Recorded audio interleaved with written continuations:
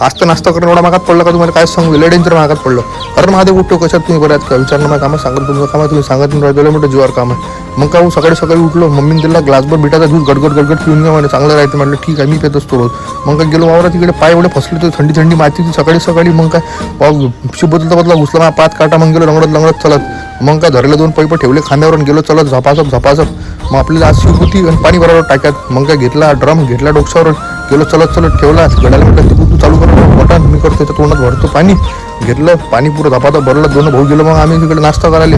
भाऊल्याला काम, भाऊ म्हणे मी जातो म्हणे घरी. म्हटलं बरोबर मी जातो पैदल वावरात गेलो. तो दिसलं का अरे बाप रे बाप, पुरं पाणी साचलं होतं भाई. ते शिपचं आपलं तोंड सुटलं होतं, कॅप सुटली होती. मग काय गेलो पैदल, पाय किती भरत होते. तुम्हाला वाटतं सोपं काम नाही एवढं. मग आपल्याला जात होतं रात्री 12 वाजता आग लावायला वावरात, धुपट होते वावरात. त्यांना काय होतं दव पुरा चालला जाते. त्यांना जे शेंडे राहते शेंगायचे ते खाली सुकते. पण याने गेल्यावर कसं होते थंडी